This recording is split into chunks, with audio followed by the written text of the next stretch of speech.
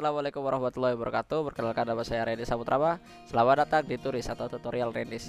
Baiklah, ini video kali ini kita akan membahas media pembelajaran berbasis Java, yaitu menggunakan aplikasi NetBeans. Di video sebelumnya kita sudah menyelesaikan ya, menggunakan aplikasi NetBeans, yaitu aplikasi media pembelajaran berbasis ICT pada mata pelajaran Teorema Pitagoras. Nah, ini merupakan media pembelajaran interaktif yang bisa dimainkan gitu ya. Salah satu yang bisa dimainkan di Dex, Teambex, ataupun ada kalkulatornya di dalam ini yang sudah didesain pada video sebelumnya. Nah, di video kali ini kita akan mencoba hasil akhir dari media pembelajaran berbasis ICT menggunakan teorema pada subbab teorema Pitagoras ya. Kita akan uji cobakan, dan di sini juga setelah dicobakan saya akan menjelaskan semua jenis coding yang saya gunakan untuk media pembelajaran ini. Jadi saya akan pecah satu-satu di sini untuk jenis-jenis codingnya.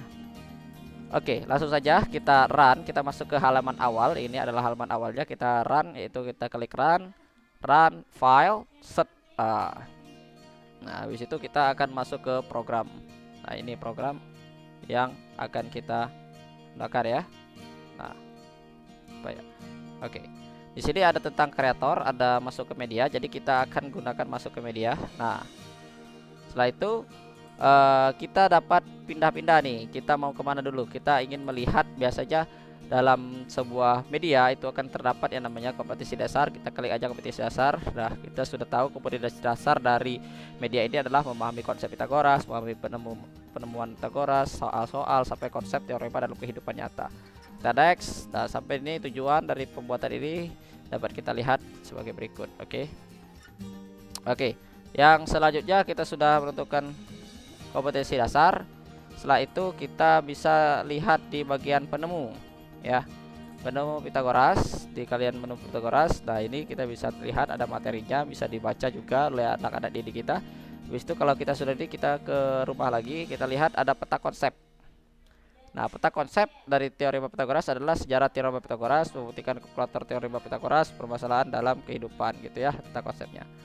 Setelah itu kita lihat di sini ada kalkulator nih, kalkulator teorema Pitagoras. Nah, kita ingin membuktikan bahwa teorema Pitagoras ini benar nih, bahwa A kuadrat ditambah B kuadrat sama dengan C kuadrat ya. Jadi di A biasanya kita pakai triple Pitagoras nih, yaitu 3, 4 dan 5. Jadi kalau kita klik 3 di sini 4 ya, maka hasilnya akan berubah jadi 5 gitu, seperti ini ya, 5. Kalau bentuknya tidak bagus ya, misalnya 12, 4, maka dia tetap bisa menghitung dengan digit yang telah saya batasi dengan 4 digit di belakang koma. Walaupun seperti apapun 4 digit di belakang koma yang sudah saya batasi ini bisa menghitung berapapun yang secara akurat ya, karena ini sudah diprogram untuk anak-anak. Oh, apakah benar sih gini-gini? Ternyata bisa dihitung ya, walaupun ukurannya besar. Ini kalkulator teorema Pitagoras yang sudah dikoding. Oke, kita menu. Habis itu ada di sini ada materi ya, tentang bunyi teorema, pembuktian teoremanya, menggunakan metode luas ya. Habis itu kebalikan teorema Pitagoras, kebalikannya, habis itu triple Pitagoras ya, sampai materi terakhir. Nah, habis itu kita bisa kembali lagi menggunakan menu tombol rumah, kembali ke halaman depan. Habis itu di sini ada contoh soal ya. Di sini contoh soal pertama yaitu menggunakan konsep teorema Pitagoras pada bentuk jajar genjang seperti ini ya. Oh, maaf, belah ketupat ya, belah ketupat. Habis itu kita next. Langsung ada jawabannya di sini ya. Oke. Sudah, kita ke rumah lagi. Habis itu kita ke soal latihan nih, soal latihan. Nah, di soal latihan kita sudah dibuatkan form nih. Setelah latihan soal, silakan masukkan nama, kemudian klik mulai latihan nih, mulai latihan. Masukkan nama saya Rendy, jadi saya akan tulis Rendy ya, di Saputra. Oke, kita mulai. Nah, di sini misalnya saya klik aja di sini, misal jawaban A, akan ada bentuk form, jawaban Anda salah. Oke, nanti akan langsung maju ke babak kedua.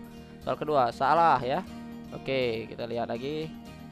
Nah, jawaban benar. Oke, kita lihat. Jawaban salah ya. Habis itu kita cek lagi. Jadi jawaban benar. Nah, tadi kita sudah lihat ya, bahwa kita juga bisa menghitung skornya. Kalau tadi kita benarnya 1, maka kita lihat nilai kita 20 dan tidak lulus ujian. Jika skor kita 2, maka nilainya 40, tidak lulus juga karena KKM-nya itu adalah 3 ya, yaitu 60 lulus ujian.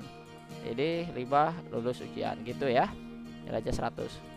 Kita bisa klik lanjut ya, kita bisa lihat pembahasan soal dari soal nomor 1, nomor 2, nomor 3, nomor 4 ya, sampai dengan nomor 5 gitu. Kita klik lagi kembali ke rumah. Di sini ada daftar pustaka ya. Di sini adalah materi teori-teori yang saya gunakan ya. Di sini kita menu lagi, di sini ada tentang kreator, itu tentang saya sebagai kreator media, yaitu Reddy Saputraba, dengan deskripsi sebagai berikut ya. Oke, kita bisa klik keluar ya. Klik keluar ini kita bisa keluar dari media tanpa menggunakan ini. Jadi ini ada coding dispose, nanti akan keluar dari media. Oke, nah baiklah, kita akan mulai codingnya, melihat dari codingnya satu persatu. Yaitu kita coba tentang masuk ke media. Jadi kita klik kanan, klik event, action, perform, button. Nanti kita akan masuk ke sini. Nah, coding yang paling sering saya gunakan itu adalah ini. Saya perbesar ya teman-teman. Nah, sudah kelihatan nih kayaknya. Oke. Coding yang sering saya gunakan adalah this is set full visible false. Di sini adalah G-frame yang akan kita tuju dan set visible true. Jadi ketika diklik ini kita akan membuat kita berpindah dari G-frame ini ke G-frame selanjutnya yang ingin kita tuju ya. Seperti ini. Kita akan pergi ke halaman rumah. Berarti ketika ini kita codingkan di J button 2 yang tadi, maka akan pindah ke G-frame rumah. Akan pindah ke sini. Nah, ini yang paling sering karena ini seperti tombol next, tombol stop, tombol next, tombol back ya, itu yang menggunakan coding ini. This set possible false new halaman new G-frame, nama G-frame-nya. Ingat, nama G-frame ini jangan sampai besar kecilnya salah karena dia tidak akan bisa gitu ya. Tidak bisa berfungsi codingnya. Oke, set visible true. Ya, ini untuk tombol next ya. Kita coba di halaman rumah. Nah, di sini semuanya sama kok, semuanya set visible untuk codingannya. Jadi codingannya itu menggunakan set visible semua yang ada di sini, dan dibedakan dengan nama G-frame yang kita codingkan gitu ya, yang kita buat gitu. Kita balik lagi ke desain, dasar dan lain-lain ya. Oke, semuanya kelihatan bagus. Nah, dan juga seluruhnya bagus ya. Nah, kita akan lanjut ke yang namanya kalkulator ya, kalkulator, karena di frame-frame lainnya semuanya sama seperti itu, dan kita akan masuk ke kalkulator gitu ya. Kita cek dulu di kalkulator yang ini ya. Nah, pada kalkulator saya menggunakan namanya ini adalah JTechFill ya, JTechFill 1, 2 dan 3 gitu ya.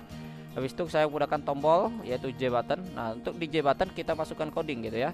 Kita masukkan coding sesuai dengan rumus dari teorema Pythagoras, yaitu saya menggunakan double karena codingnya itu berupa bilangan desimal. Jadi double nilai A, nilai B dan hasil gitu. Desimal DF itu artinya kita akan membuat desimalnya ini berhenti di new decimal format dengan 4 angka di belakang koma.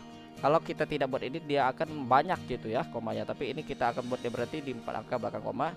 Habis itu kita panggil ya nilai A, yaitu double farse double ya. Untuk nilai A kita get text, kita ambil teksnya, kita ambil juga untuk nilai B. Habis itu di bagian C yaitu hasil, kita masukkan rumus dari teorema Pythagoras, yaitu sudah kita tahu, yaitu akar A kuadrat ditambah B kuadrat ya. Jadi mat squared mat po ya, nilai A dikuadratkan plus mat po nilai B dikuadratkan. Habis itu kita nilai C ya, nil C di sini, nil A, nil B, nil C. Nil C ini sudah saya ganti ya, itu apa namanya? Kan biasanya itu di sini ada JTechFill 1, JTechFill 2, JTechFill 3, tapi ini sudah saya ganti variabelnya itu menggunakan nil A, nil B dan nil C.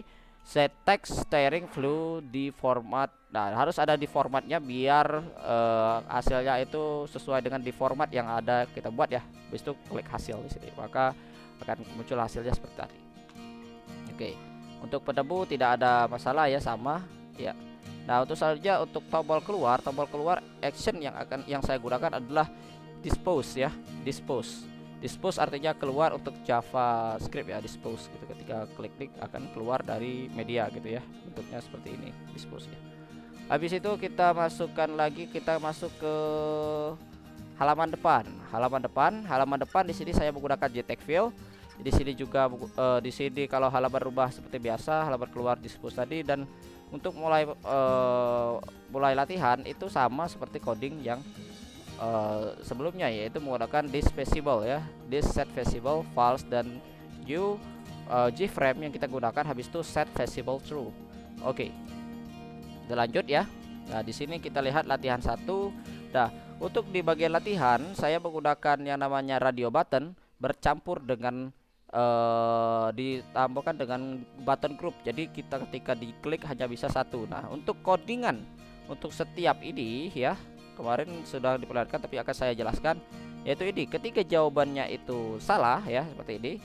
Ini jawaban benar, maka kita akan avoid panel. Jadi akan sebuah message ya, message dialog gitu, show message dialog, yaitu dulu benar, jawaban Anda benar, J button information message, jadi informasi message. Nah, habis itu langsung saya kasih visible gitu ya. Jadi kita langsung kasih coding visible di bawahnya. Jadi ketika dia klik tek benar, langsung masuk ke set berikutnya, dan seluruhnya itu semuanya sama, itu ya A, B, C dan D. Hanya bedakannya ini adalah pesan message, yang ini message di atas yang kayak tadi jawaban Anda, dan ini message yang di dalam gitu ya, benar atau salah ya gitu. Jadi kalau benar benar, kalau salah salah gitu ketika kita membuat media gini ya, membuat soal. Nah, untuk nomor 2 juga sama.